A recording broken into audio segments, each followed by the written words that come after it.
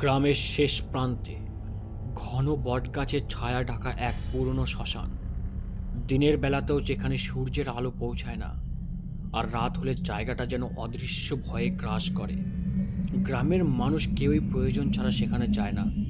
কারো চিতা জ্বালানো শেষ হলে সবাই দ্রুত পায়ে ফিরে আসে। কথিত আছে এই শ্মশানে রাতের পরও কিছু আগুন জ্বলে থাকে। অনেকেই বলে সেটা চিতার আগুন নয়, এমন আলো যা মৃতরা নিজেরাই জ্বালায়। গ্রামের প্রচলিত আছে মৃত আত্মারা এখানে শান্তি পায় না।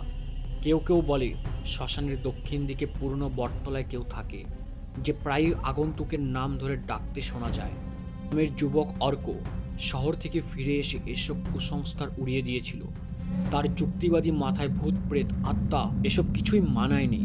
তবে এক অমাবস্যার রাতে বন্ধুরা মিলে শ্মশানে বসে সাহস পরীক্ষা করার খেলায় নেমেছিল। অর্ক জেদ করেছিল, আমি রাতভর ওই শ্মশানে বসে থাকতে পারি, এক ফোঁটা ভয় পাবো না। গ্রামের বৃদ্ধরা অনেক বোঝালেও সে শোনেনি। কিন্তু অর্ক জানতো না যে অন্ধকারকে সে হালকাভাবে নিচ্ছে, সেই অন্ধকারও তাকে লক্ষ্য করছে।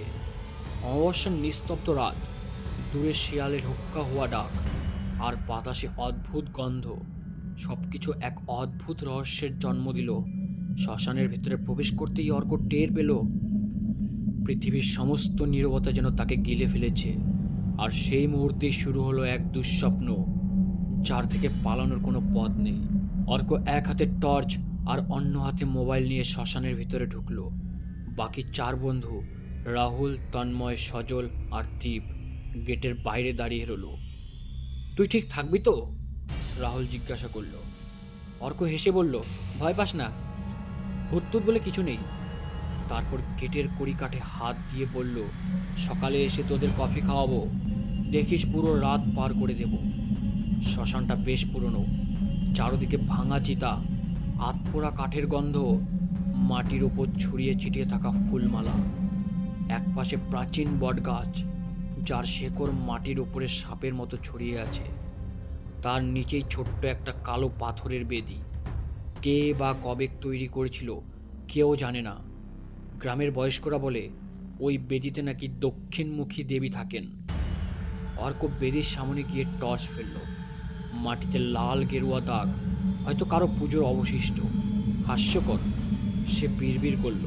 সে একটি আতপোড়া চিতার ধারে বসে পড়ল। চারদিকে নিস্তব্ধ, মাঝে মাঝে বাতাসে শুকনো পাতা উড়ে গিয়ে কেমন খসখস শব্দ তুলছিল। অর্ক মোবাইল খুলে গান চালালো, কিন্তু তাড়াতাড়ি আবার বন্ধও করলো। নিস্তব্ধতার মাঝেই যেন শব্দ গিলে নিচ্ছে সবকিছুকে। রাত গভীর হতে থাকলো। দূরে শিয়ালের হুক্কা হওয়ার ডাক শোনা গেল। হঠাৎ মনে হলো বটগাছের দিক থেকে কেউ ডাকছে, অর্ক, অর্ক। সে হেসে বলল, বন্ধুরা নিশ্চয়ই গেটের বাইরে দাঁড়িয়ে ভয় দেখাচ্ছে। কিন্তু গেট তো প্রায় 50 গজ দূরে। কণ্ঠস্বরটা ছিল কর্কশ, অদ্ভুত। অর্ক উঠে দাঁড়ালো, গলা শুকিয়ে গেছে। বেদির দিকে পা বাড়াতেই বাতাসটা হঠাৎ ঠান্ডা হয়ে গেল। কানে এলো ফিসফিস, এখানে থামিস না। সে থমকে দাঁড়ালো। চারদিক ফাঁকা, কিন্তু কেউ নেই। হঠাৎ টর্চ নিভে গেল, চারদিক অন্ধকার। অর্ক মোবাইলের ফ্ল্যাশ চালাতেই দেখলো বেদির পাশে একজন দাঁড়িয়ে আছে। লম্বা, হাড় জিরজিরে, সাদা কাপড়ে ঢাকা, মুখটা অস্পষ্ট। কে? কে তুমি? অর্ক কাপা গলায় বলল। কোনো উত্তর এলো না। ধীরে ধীরে সে অবয় এগিয়ে এলো তার দিকে। অর্ক দৌড়াতে গেল, কিন্তু মাটিতে শেকড়ে পা আটকে গেল তার।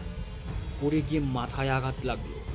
চোখের সামনে ঝাপসা, আবার সেই কণ্ঠস্বর, আমাদের আলো দে, চিতা জ্বালা, আলো দে। সে অজ্ঞান হয়ে পড়ল। ভোরে বন্ধুরা গেটের বাইরে অর্ককে খুঁজে পেল না। তারা ভয় পেয়ে গ্রামে খবর দিল। গ্রামের লোকেরা লাঠি মশাল নিয়ে শ্মশানে ঢুকলো। বটগাছের পাশে অজ্ঞান অর্ককে পড়ে থাকতে দেখলো। মুখে ছাই লেগে আছে, হাতে পুরন্ত কাঠের দাগ। কিন্তু আশ্চর্যের বিষয়, সেদিন রাতে তো কোনো চিতা জ্বালানো হয়নি। তবু শ্মশানের মাঝখানে একটা চিতার ছাই গরম হয়ে দেখি দেখি করছিল। গ্রামে ফিরিয়ে আনার পর অর্কর জ্ঞান ফিরল, কিন্তু তার চোখ শূন্য, ঠোঁটে ফিসফিসানি। তারা আলো চাইছে, তারা শান্তি পায়নি। বৃদ্ধরা বলল, ওকে বেদির কাছে কিছু অর্পণ করতে হবে। না হলে ছাড়বে না। পরদিন গ্রামের পুরোহিতদের নির্দেশে বিশেষ পূজা হলো। অর্ক নিজেই দিল সেই পুজোর সময়। ওরা বলে অমাবস্যার রাতে এখানে কেউ আগুন না জ্বালালে আত্মারা আলো খুঁজে বেড়ায়, তারা শান্তি খুঁজে বেড়ায় সব সময়। তারপর থেকে গ্রামের মানুষেরা প্রতি অমাবস্যায় ছোট চিতা জ্বালিয়ে দেয় শ্মশানের ভেতরে, শ্মশানের আত্মাদের শান্তির জন্য। অর্ক আজও ওই রাতের কথা মনে করে শিউরে ওঠে। সে যুক্তিবাদী, তবু সে জানে কিন্তু অন্ধকার যুক্তির বাইরে।